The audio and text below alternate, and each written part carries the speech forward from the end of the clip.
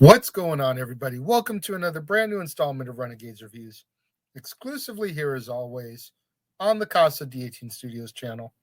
I, of course, am your host, the Renegade JJ Williams, and today we say goodbye to the Universal Monsters and we talk about the final film in the Creature from the Black Lagoon series, 1956's The Creature Walks Among Us, starring Jeff Morrow, Rex Reason, Lee Snowden, Greg Palmer, Maurice Manson, Riku Browning, and Don Migowan.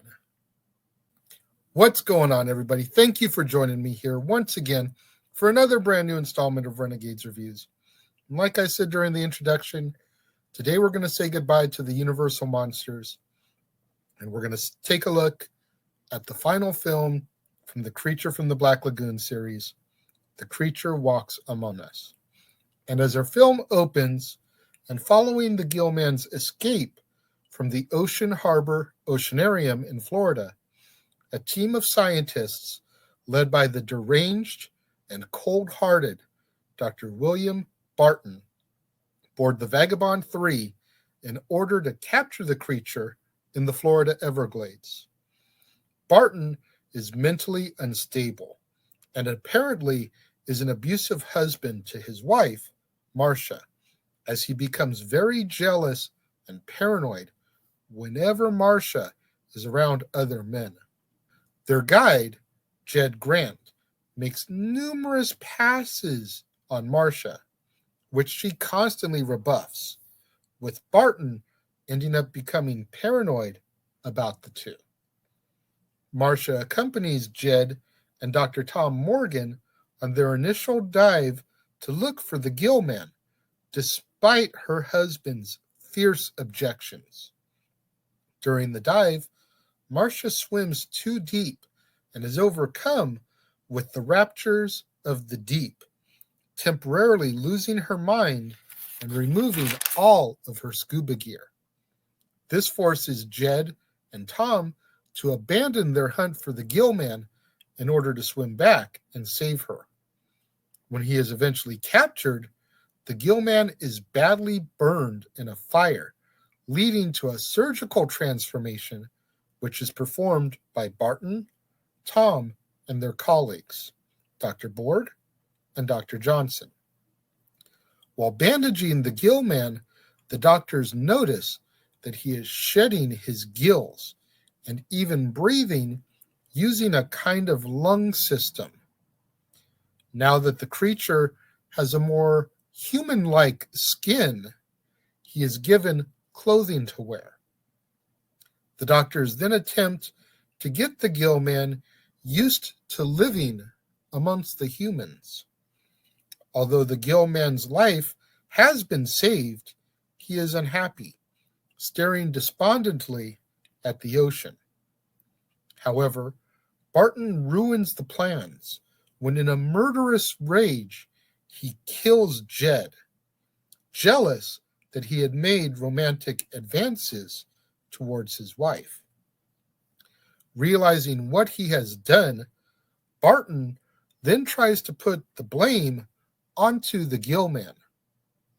The Gillman, having witnessed the killing and apparently realizing that he is being blamed for the murder, goes on a rampage. After the Gillman rips down the confining electric fence, he kills Barton and then slowly walks back to the sea. The Gillman is last seen on a beach, advancing towards the ocean as our movie comes to its end. Honestly, with The Creature Walks Among Us, I was very unimpressed. I don't know if it was Barton and that character and his over-the-top jealousy towards his wife, but there was a lot lacking for me in The Creature Walks Among Us. I really didn't like the Barton character, but you're not really supposed to. He's the villain of the film, more so than the creature is, because once again, The creature is a villain due to circumstance. He's captive. He's being operated upon. He's being kept in an electric fence on land after shedding his gills and becoming more human. And I'm sorry, but when they dressed the Gill Man up, dude looked like Michael Myers in a fish mask. It was not a good look. No. They shouldn't have given him clothes. You made the Gill Man look way too human. You should have just left him in his fishiness. I don't know if that's the right way to call it, but you should have kept him in his normal form. Putting him in clothing just brought him down and made him, honestly, less threatening, in my opinion. When Barton kills Jed and the Gill Man goes on his rampage, eventually killing Barton, you cheer the Gill Man because, number one, Barton was a dick and he deserved to die. But number two, the Gill Man just is defending himself once again. So you don't feel bad when the Gill Man kills because he's being pushed to that point by the people around him. I don't know. Between the Barton character and the humanization of the Gill Man, I just feel like this really, really lacked for me.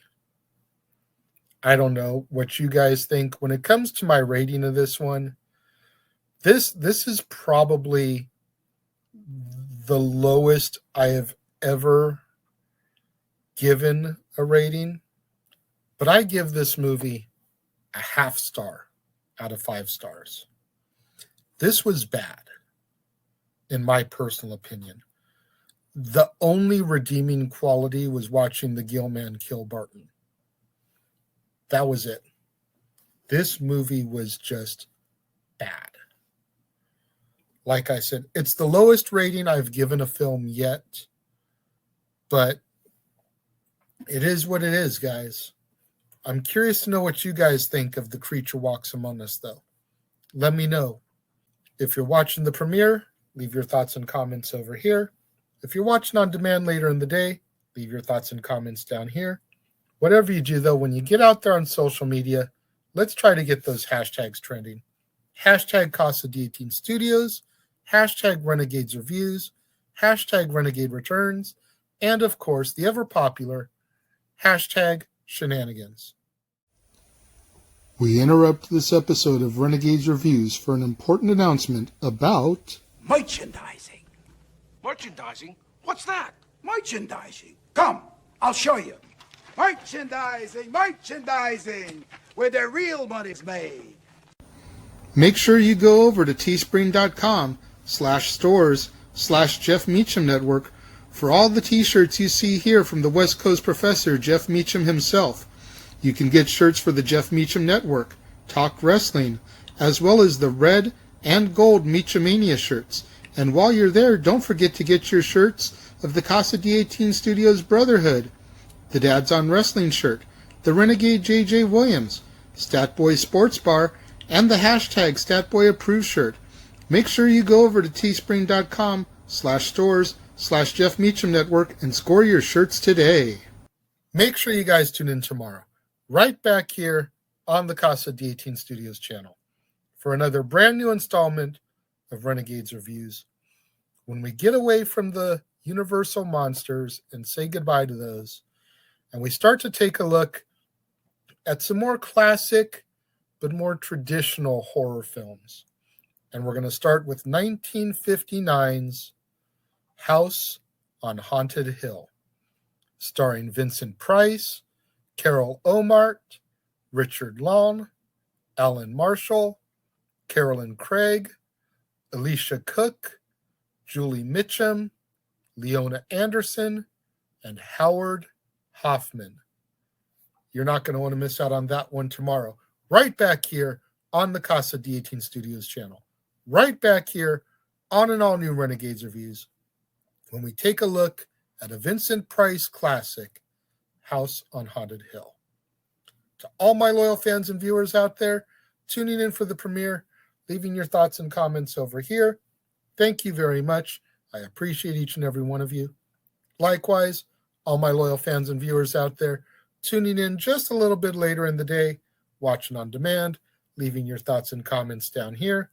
Thank you very much. I appreciate each and every one of you.